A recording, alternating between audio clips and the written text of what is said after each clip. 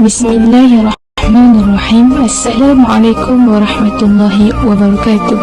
Alhamdulillah, sekarang kita berada di ambang akhir Ramadan. Jadi pada hari ini saya ingin kongsikan berkenaan satu surah yang berada dalam Al-Quran, iaitu surah Al-Duha.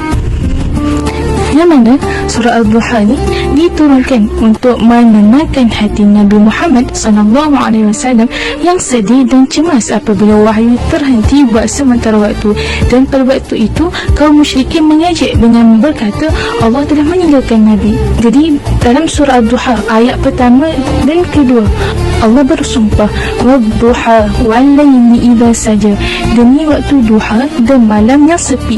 Allah bersumpah menggunakan fenomena alam yang silih berganti, yang mana Allah menunjukkan bahawa kehidupan manusia juga berubah-ubah. Ada waktu kita naik, ada waktu kita turun.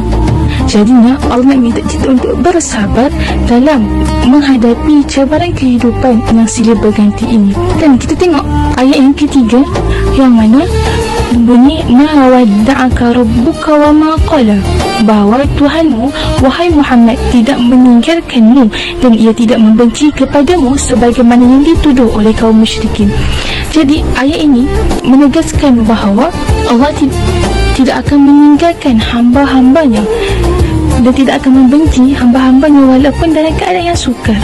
Sebagai contoh, kita sebagai hamba Allah, kita tidak pernah lari daripada membuat kesilapan dan dosa. Jadi kita janganlah berputus asa untuk mencari keampunan dan keredaan Allah Subhanahu Wa Taala.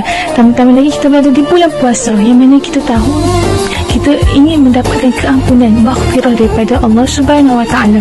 Surah Duha ini menegaskan kepada kita, menekankan kepada kita bahawa kita dah sentiasa bersyukur dengan nikmat yang Allah berikan kepada kita, dan kita janganlah berasa putus asa untuk mencari rahmat Allah.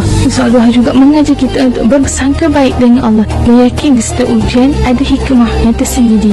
InsyaAllah sekali itu perkongsian daripada saya berkenaan dengan surah Al-Duha. Wallahu a'lam. Assalamualaikum warahmatullahi wabarakatuh.